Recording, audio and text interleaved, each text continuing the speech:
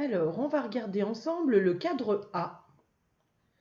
Alors, regarde, l'écureuil et Pigby cherchent tous les deux combien ça fait 12 moins 9. Alors, comment est-ce qu'il a fait, l'écureuil? Oh, bah, il a été plus malin que d'habitude. Il a rangé ses noisettes comme Pigby. Regarde, il a fait 5 et 5, ça fait 10 et 2, 12. Donc, il n'a pas eu besoin de compter ses noisettes. C'est bien l'écureuil, bravo. Tu grandis, l'écureuil.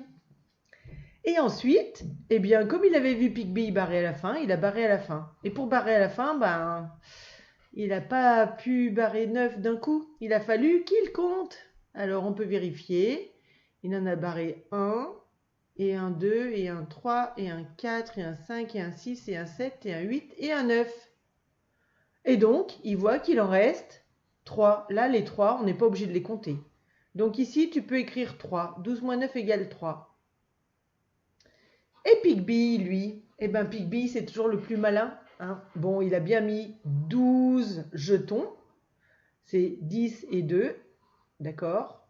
Et puis, il a barré 9 au début. Comme ça, il n'a pas besoin de compter, regarde. Il barre 5 et 4.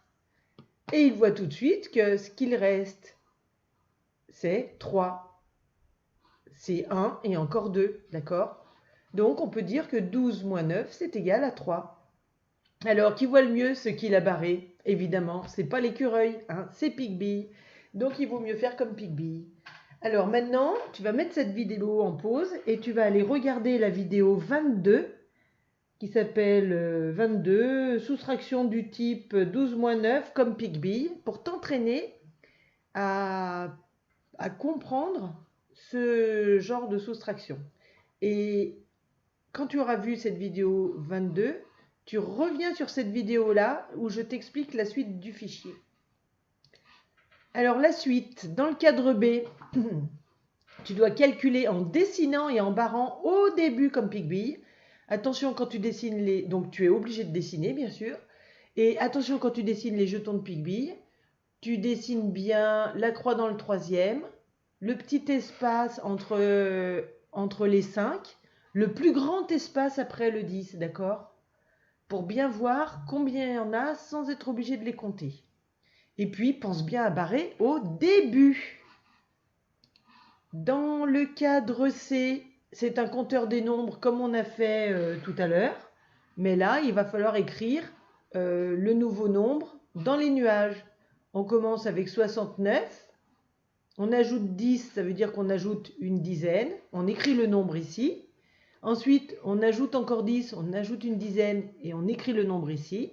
Ensuite, on fait plus 1, on écrit le nombre ici, etc. jusqu'à la fin. Et puis, pour terminer, dans le cadre D, alors c'est un entraînement pour le calcul de deux nombres à deux chiffres. Il faut essayer de faire le calcul dans ta tête en écrivant juste le résultat sur cette ligne. Mais si tu n'y arrives pas encore, c'est pas grave. Tu peux décomposer le nombre sur la première ligne. Alors attention, tu ne décomposes pas le premier nombre, donc là tu vas écrire 17, mais tu décomposes le deuxième nombre en dizaines et en unités. Voilà, je te laisse faire ta fiche et je te retrouve pour la correction. À tout à l'heure.